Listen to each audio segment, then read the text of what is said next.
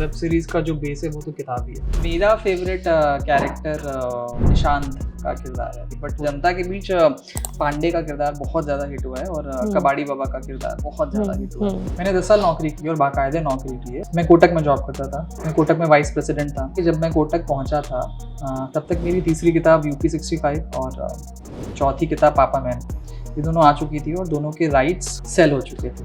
तो इन लोगों ने मुझे कहा कि ये बनेगा तभी जब आप इसको लिखोगे। 2015 का समय रहा होगा जब मैं किताब लिखना शुरू कर रहा था और पहला पन्ना जब आप लिख रहे होते हैं, जब वो ब्लैंक शीट होती है, तो आपको बहुत बार आपके दिमाग में आता है कि यार लिख पाएंगे क्या, या लिखें क्या, या इस सब्जेक्ट पे पूरी एक नॉवेल शुरू करनी है या नहीं करनी है। तो एक वो दिन होता है अगर आपने नहीं लिखी होती, वर्सेस एक ये दिन है कि जब आप उसे लिखते हैं तो हर एक वेब सीरीज, हर एक फिल्म में बोलते अपने आप में एक स्टार्टअप जैसा होता है कि उसमें सैकड़ों लोगों की टीम बनती है, सैकड़ों लोगों का, कई लोगों के लिए, मुझे लगता है 50 से 100 लोगों के लिए वो एक पहला प्रोजेक्ट होता है। जैसे ही आदि पुरुष या पठान जैसी कोई फिल्म हिट हो जाती है, मुझे घबराहट होने लगती है। एक बधाई हो आती है और ये इंडस्ट्री भेड़ चाल वाली इंडस्ट्री, फिर हर किसी को एक बधाई हो चाहिए होती है। मुझे किसी ने समझाया था कि एज ए राइटर बॉम्बे में, जिस दिन आपके मेल बॉक्स से स्क्रिप्ट निकल गई उस सेकंड आपको अपने आप को डिटैच कर लेना चाहिए। हेलो हाय, मेरा नाम भावना त्रिपाठी है and welcome to ABP live. UP 65 Jio cinema में एक सीरीज है जो स्ट्रीम हुई है, 2 सीजन स्ट्रीम हो चुके हैं और उस सीरीज के राइटर निखिल सचान हमारे साथ हैं। Sir welcome to the channel. और सबसे पहले तो यूपी 65 एक सीरीज है जो बहुत सारी ऑडियंस, मैसिव ऑडियंस तक पहुंची है। आपने भी बताया आपके पास भी बहुत सारे मैसेजेस आ रहे हैं, लेकिन उसके पहले आपने वो एक बुक लिखी थी और उस बुक के बाद वो सीरीज के फॉर्म में अब आई है। वो बुक और ये सीरीज कितनी मिलती जुलती है, क्योंकि सीरीज भी आपने लिखी है और बुक भी आपने लिखी है? अब काफ़ी कुछ, क्योंकि वेब सीरीज का जो बेस है वो तो किताब ही है, बट ऑल्दो किताब में उतना ज़्यादा विस्तार नहीं है। ये तो 26 एपिसोड है, तो मतलब कुल मिला के बहुत लंबी कहानी हो गई है। और किताब जब मैंने लिखी थी, मतलब इतनी मोटी कोई किताब है नहीं, तो एक बेस लेने के बाद फर्स्ट सीजन किताब जहाँ पर ख़त्म होती है उसके बाद भी चलता रहता है, और सेकेंड सीजन तो पूरी नई कहानी है। तो मतलब हमने इस तरीके से बनाया था कि जैसे कॉलेज में 4 साल का बीटेक होता है, तो हर साल पर एक सीजन आधारित होगा। तो season 1 is first year of college, season 2 is second year of college. ठीक है, तो हमने तो बहुत सारा देखा, इंटर्नशिप के लिए लोगों को भटकते देखा। क्या ये आपके ऊपर बेस्ड है ये बुक या फिर ये सीरीज? किताब सेमी ऑटोबायोग्राफिकल आप बोल सकते हैं कि बेस्ड थी, बट मेरी लाइफ इतनी ज़्यादा ड्रामेटिक नहीं हुई है। तो बेस करने के बाद कुछ किरदार जो वहाँ पर जो मेरे दोस्त थे उनको एक लूजली बेस करने के बाद उस पर बहुत ज़्यादा फिक्शन और ड्रामा का मुलम्मा चढ़ाया गया। तो थोड़ा बहुत आप इन्फ्लुएंस्ड बोल सकते हैं। अच्छा, अगर बात करें इसके 3rd सीजन की या 4th सीजन की, बिकॉज 2 सीजन्स को तो बहुत प्यार मिल रहा है, तो क्या लगता है कब तक आ जाएगा और कब तक ऑडियंस का वो वेट ओवर होगा? अब ये तो जियो सिनेमा तय करेगा कि कब आएगा, और आई थिंक ये बहुत जल्दी है। जब भी कोई सीरीज आती है और अच्छा करती है तो यूजुअली चैनल वाले लोग थोड़ा समय देते हैं उसको सिंक इन करने का। फिर वो बाद में बहुत सारी चीज़ होती है, नंबर्स असेस करते हैं, कितना पैसा खर्चा किया, कितना आया। ऑब्वियसली प्योरली एक बिजनेस डिसीजन होता है, तो उसके बाद वो लोग तय करते हैं कि इसका सीजन 3 सीजन 4 कब आएगा। बट मुझे लगता है उसमें समय है। द गुड थिंग इज़ लोगों को बहुत अच्छी लगी। अभी भी मेरा फेवरेट रिचुअल है रोज सुबह इंस्टाग्राम खोलना, क्योंकि उसके इनबॉक्स में और अदर्स इनबॉक्स में मुझे इतने सारे मैसेजेस होते हैं, एप्रिसिएशन आ रहा है। एक ही बात पूछ रहे होते हैं कि सर 3rd सीजन कब आएगा। सो आई एम हैप्पी कि क्योंकि बॉम्बे में तो बोलते हैं कोई चीज़ बन गई, यही बहुत बड़ी बात है। अचीवमेंट है। और बन के आ गई, अदरवाइज बनकर आ गई। हमें भी 4 साल लगा। मुझे लगता है मैंने 2018 के एंड में कॉन्ट्रैक्ट साइन किया था, मतलब बुक के राइट्स सेल किए थे। 2019 में मैंने लिखना शुरू किया था, 19 और 20 में लिखना ख़त्म किया। तो it is always a very very long process, very long journey. तो one has to be very very thankful कि वो बन के आ गई और उसके बाद लोगों को पसंद भी आ गई। हाँ, क्या होता है जनरली कि ऑडियंस ना वेट, क्योंकि ऑडियंस तो सिर्फ ऑडियंस है ना, उसको नहीं पता कि आपका पीछे टेक्निकल चीजें कितनी होती हैं, तो वो तो वेट कर रही है कि भाई सामने वाला बंदा लिख चुका होगा, बस सिर्फ आने की तैयारी है। लेकिन बहुत लंबा प्रोसेस है, बिजनेस है, आपको लिखना होता है, लिखने के लिए वक्त चाहिए होता है, फिर वो जाती है डायरेक्शन एंड ऑल। अच्छा, सबसे फेवरेट कैरेक्टर यूपी 65 में आपका कौन सा था? अब जो मेरा फेवरेट है वो ऑडियंस का फेवरेट नहीं है। अच्छा, कौन है वो? मेरा फेवरेट कैरेक्टर निशांत का किरदार है। ओके। इसलिए भी क्योंकि वो थोड़ा बहुत मैंने अपनी कहानी लिखी थी, बट होता क्या है कि आप अगर असल ज़िंदगी में बहुत सारे कलर्स वाले इंसान नहीं होते हैं, तो जनता को तड़कते-भड़कते कलरफुल लोग ज़्यादा पसंद आते हैं। तो जनता के बीच पांडे का किरदार बहुत ज़्यादा हिट हुआ है और कबाड़ी बाबा का किरदार बहुत ज़्यादा हिट हुआ है। तो इन दोनों के लिए तो जनता पागल है और मोहित प्रसाद एक जोड़ी के तौर पे बहुत ज़्यादा फेमस हिट हो गए हैं। तो बट खैर ये भी एक लर्निंग है, मुझे लगता है आप जब लिख रहे होते हैं और बाद में जब वो चीज़ बन के आती है तो आपको एक नई दुनिया ही दिखाई देती है कि लोग उसे किस तरीके से रिसीव कर रहे हैं और आपने किस तरीके से उसको सोच कर लिखा था। ओके, तो कबाड़ी बाबा आप बता रहे थे कि एक्चुअली बीएचयू में या आईआईटी बीएचयू में कहीं तो है कोई ऐसा कैरेक्टर, क्या है? एक है लूजली बेस्ड, जब मैंने किताब में किया हुआ था तो दरअसल एक सज्जन हुआ करते हैं जिनको लोग कबाड़ी बाबा बोलते हैं। उनका काम ये है कि पिछले साल के एग्जाम के क्वेश्चंस पेपर लेकर आना, या फिर किसी को मैगी बनाने की केटल चाहिए या किसी को बाड़े का कूलर चाहिए, ऑल द जुगाड़ थिंग्स, जितनी भी जुगाड़ वाली चीजें होती हैं, तो वो सब लाते लाते वो बहुत ज्यादा प्रचलित फेमस व्यक्ति हो गए थे। और लोग तो ये भी बोलते हैं उनके पास सबके राज भी होते हैं कि कौन सा प्रोफेसर फेल करेगा, कौन नहीं करेगा, किस लड़की का कौन बॉयफ्रेंड है या नहीं है। क्योंकि कॉलेज लाइफ में ये बहुत बड़ा एक मुद्दा होता है। हाँ, मतलब मुझे याद है लोग इतना ज्यादा कबाड़ी बाबा को मानते थे कि मान लीजिए आपको किसी लड़की पर क्रश है, फलानी लड़की पर, बट आप कबाड़ी बाबा ने अगर कंफर्म कर दिया कि नहीं वो सीरियस वाला बॉयफ्रेंड नहीं है, तो फिर सारे लोग खुश हो जाते हैं कि चलो कबाड़ी बाबा ने बोला तो ठीक ही बोला था। या फिर हम लोग जब एग्जाम्स की तैयारी कर रहे होते थे तो कबाड़ी बाबा पहले बता देते कि ये 8 सब्जेक्ट हैं, इसमें 5 तो एकदम मत पढ़ो क्योंकि ये 5 प्रोफेसर्स ने कभी किसी को फेल किया ही नहीं है और वो लोग कभी करेंगे। अच्छा, उनका ये मतलब प्रेडिक्शन रहता था। हाँ, और उनके लॉजिक भी होते थे कि मान लीजिए प्रोफेसर शर्मा है, तो वो कहते थे प्रोफेसर शर्मा तो समर्स में जा रहे हैं ऑस्ट्रेलिया पेपर प्रेजेंट करने के लिए, तो अगर तुम लोग को फेल कर देंगे तो उनको पेपर दोबारा बनाने पड़ेंगे और उनका ऑस्ट्रेलिया का ट्रिप कैंसिल हो जाएगा। तो इसलिए इतनी बढ़िया दलीलें आपको मिल रही हैं कि आप खुद ना पढ़े, मेरे जैसे स्टूडेंट तो कतई ना पढ़े। हाँ, तो जलवा हुआ करता था उनका। तो आई थिंक इस वजह से भी ये थोड़ा एक बहुत ही यूनिक से किरदार थे और इसी वजह से मुझे लगता है कि ये किरदार बहुत ज्यादा फेमस हुआ। आपने पांडे का किरदार बोला, पांडे के किरदार से मुझे याद आया कि वो जो एक्टर है उन्होंने कहा है कि यूपी 65 कहीं ना कहीं उनके लिए एक गोल्डन प्रोजेक्ट साबित हुई है क्योंकि उनको बहुत काम मिलना शुरू हो गया, लोगों का प्यार मिला है। क्या लगता है कि आपकी जो लिखी हुई आपका जो बेबी है वो किसी के लिए लकी साबित हो रहा है? How you feel? बहुत खुशी होती है। खुशी इसलिए भी होती है क्योंकि मुझे अभी भी याद है कि जब मैं किताब लिखना शुरू कर रहा था, मुझे याद है हम जस्ट बॉम्बे शिफ्ट हुए थे, आई थिंक 2015 का समय रहा होगा जब मैं किताब लिखना शुरू कर रहा था। और पहला पन्ना जब आप लिख रहे होते हैं, जब वो ब्लैंक शीट होती है, तो आपको बहुत बार आपके दिमाग में आता है कि यार लिख पाएंगे क्या या लिखें क्या, या इस सब्जेक्ट पे पूरी एक नॉवेल शुरू करनी है या नहीं करनी है।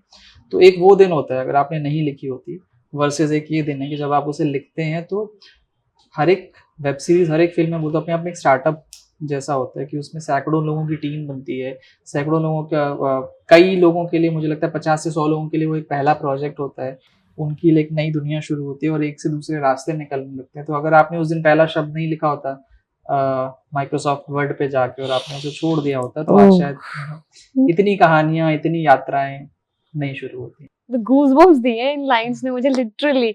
ओटीटी पे राइटर्स को बहुत मौके मिल रहे हैं, कहीं ना कहीं बहुत stories, varieties of stories basically लोग देखना चाह रहे हैं और प्रोडक्शन हाउसेस भी वेलकम कर रहे हैं। क्या लगता है कि राइटर्स के लिए ओटीटी कितना लकी कह सकते हैं साबित हो रहा है?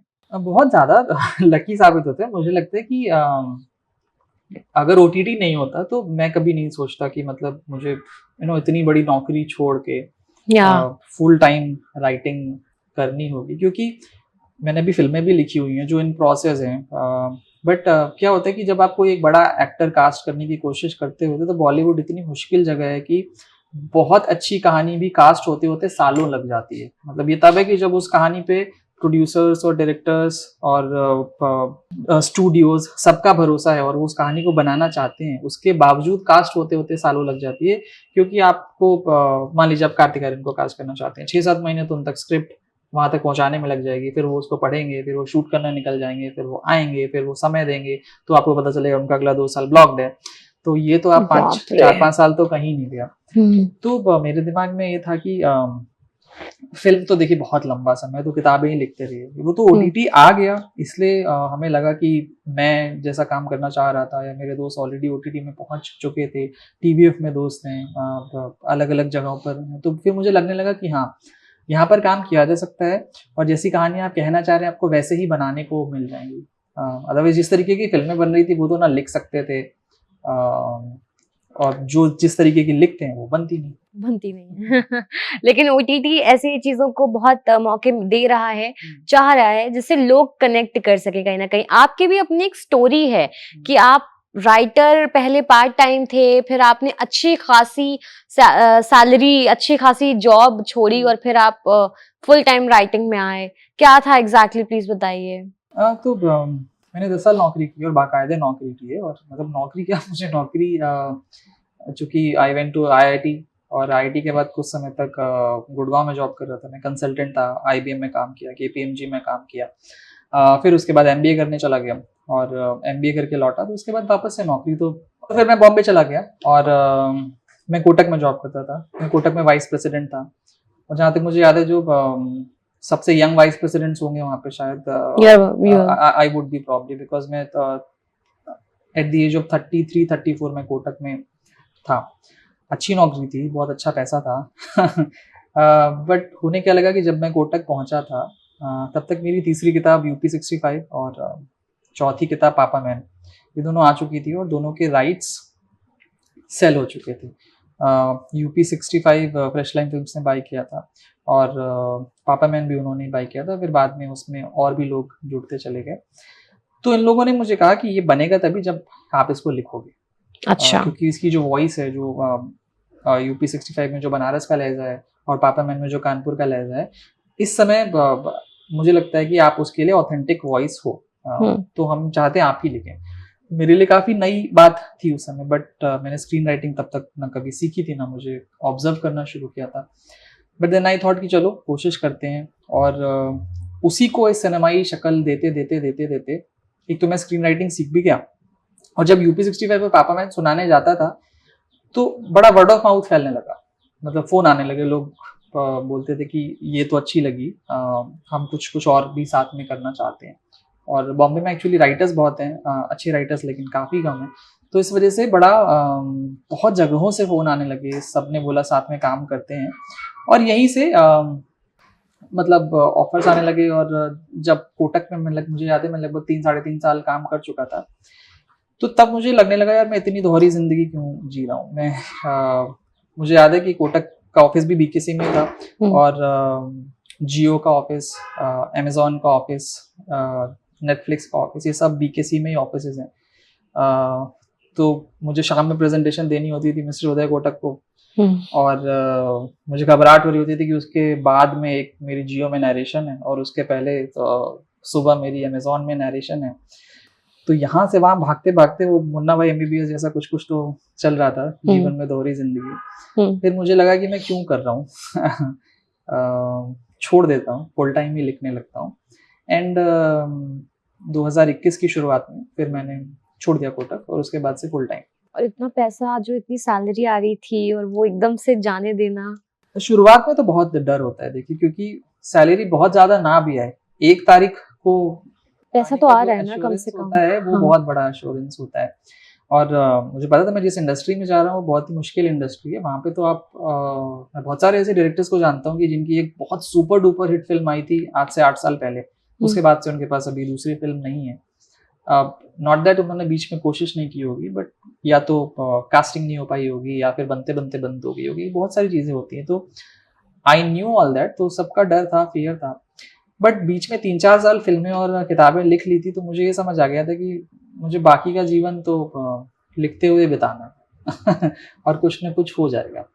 But I would say I was lucky, क्योंकि 2022 और 23 बहुत अच्छा साल रहा। मतलब अब मेरे लगभग 6 प्रोजेक्ट उनका शूट खत्म हो गया, 3 आ चुके हैं, 3 और आने वाले हैं, मतलब किसी भी समय आ सकते हैं, सबकी रिलीज डेट्स निर्धारित है। तो I think I was lucky also. बहुत ज्यादा संघर्ष इतना ज्यादा नहीं करना, कैलकुलेटिव रिस्क बेसिकली आपने लिया एंड देन वो हो भी गया एंड आई वाज हैप्पी कि फिर चीजें हो रही हैं। मुझे उतना डर नहीं लगा क्योंकि मुझे पता था कि मैं जब नौकरी छोड़ रहा हूँ, अगले साल मेरे 5 रिलीजेस आने वाले हैं। तो ये मेरे लिए बहुत सुकून की बात है। एक कामनेस रहती है। अच्छा, आपने बोला कि यूपी 65 और पापा मैन खरीदी गई, तो मतलब कि यूपी 65 तो आ गई है, अब पापा मैन भी आएगी। हाँ, पापा मैन की थोड़ा समय लग रहा है। उसका कारण यही है कि कास्टिंग बहुत मुश्किल है, क्योंकि हम एक 50 से 60 साल की उम्र के बीच का एक्टर कास्ट करना है, तो थोड़ा अभी इंडस्ट्री की डायनामिक्स थोड़ा मुश्किल चल रही है। आप किसी फिल्म को थिएट्रिकल बनाना चाहते हैं तो आपके पास उस एज में ऑप्शन कम हो जाते हैं, और जैसे ही आदि पुरुष या पठान जैसी कोई फिल्म हिट हो जाती है तो मुझे घबराहट होने लगती है क्योंकि उसी तरीके की फिल्में बनने लगती हैं। एक बधाई हो आती है और ये इंडस्ट्री भेड़ चाल वाली इंडस्ट्री, फिर हर किसी को एक बधाई हो चाहिए होती है। तो जब हमने यूपी पापा मैन लिखी थी और वो बनाना की कोशिश कर रहे थे, तो वो बधाई हो जैसी फिल्मों के हिट होने का दौर था। बट पिछले साल भर में इतना ज्यादा डायनामिक्स बदल गया, सारी फिल्में फ्लॉप हो रही हैं कि कास्टिंग एक्टर की इसी का कास्टिंग चीज हो गई। But it's okay. तो पापा मैन सीरीज के तौर पर नहीं ला रहे? पापा मैन हम फिल्म के तौर पर ही बना रहे हैं, और आई थिंक हम जल्दी ही उसकी कास्टिंग, हाँ, और ये अच्छी खबर मैं जल्दी दे पाऊंगा। बट ठीक है, मतलब मुझे पहले तो मैं रोज रात में सोने से पहले यही सोच रहा था कि इसकी कास्टिंग क्यों नहीं होगी, कब आएगी। बट अब चूंकि इतनी चीजें आ चुकी हैं तो एक आउटलेट आपको मिल जाता है, और आपको पता होता है कि आप और भी बहुत सारी कहानियां लिख रहे हैं जिन पे एक सिग्निफिकेंट प्रोग्रेस हो चुकी है, then you are kind of okay. और मुझे किसी ने समझाया था कि एज ए राइटर बॉम्बे में, जिस दिन आपके मेल बॉक्स से स्क्रिप्ट निकल गई कि ये फाइनल स्क्रिप्ट है, उस सेकंड आपको अपने आप को डिटैच कर लेना चाहिए उस स्क्रिप्ट से। अगर आपने डिटैच नहीं किया तो आपको इतना दुख होगा और कि मतलब आपसे सहा नहीं जाएगा क्योंकि आपने लिखी, फिर वो कैसी बनी, डायरेक्टर अच्छा था नहीं था, उन्होंने अच्छी बनाई या नहीं बनाई, फिर कोई कंट्रोवर्सी तो नहीं हो गई, फिर वो रिलीज हुई नहीं हुई, क्या हुआ, इतनी सारी चीजें होती कि पहली चीज आपको सीखनी होगी, स्क्रिप्ट आपके मेल बॉक्स से गई, आपने उस कहानी से खुद को डिटैच कर लिया, फिर भूल जाइए, आप अगली कहानी पे लग जाइए। अच्छा, अब भी आपके अगर मैं फ्यूचर प्रोजेक्ट्स के बारे में बात करूं तो वो क्या होने वाले हैं, क्या आने वाले हैं, कैसे आने वाले? तो होम शांति आपने देख लिया, ये मेरी फैमिली सीजन 2 देख लिया, यूपी 65 देख लिया। इसके अलावा 2 फिल्में हैं जो तैयार हैं, बस रिलीज होना बाकी हैं। तो सुमो दीदी एक फिल्म है जो भारत की पहली और अकेली महिला सुमो रेसलर पर based on her true story है, हेतल दवे उनका नाम है। तो ये फिल्म है सुमो दीदी, जिसके लिए हम लोग बहुत ज्यादा एक्साइटेड है क्योंकि फिल्म बन गई है, हमने फिल्म देखी है, फिल्म बहुत अच्छी बनकर आ गई है। So that is one project I am very excited about.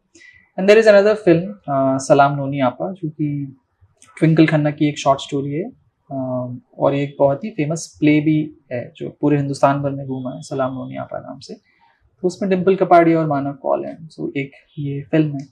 Thank you so much, all the very best for your projects जो आने वाले हैं। और यूपी 65 को जितना प्यार मिला है तो आप सबसे तो यही उम्मीदें हैं और यही रिक्वेस्ट है कि इनके इंस्टाग्राम जो इनबॉक्स है वो भरा ही रहना चाहिए, इनको डीएम्स आते ही रहने चाहिए, और जो आगे प्रोजेक्ट्स होंगे उनके बारे में आगे बात भी होगी, और वहां तक भी अपना प्यार पहुंचाइएगा। इस वीडियो के लिए आपको क्या करना है, अपना फीडबैक जो है कॉमेंट्स में देना है। अच्छा लगा है वीडियो तो लाइक और शेयर करना है, कॉमेंट्स भी करने हैं, और चैनल को लाइक करना है, सब्सक्राइब करना है, दोस्तों तक फैलाना है। Thank you so much, thank you for giving your time, thank you so much.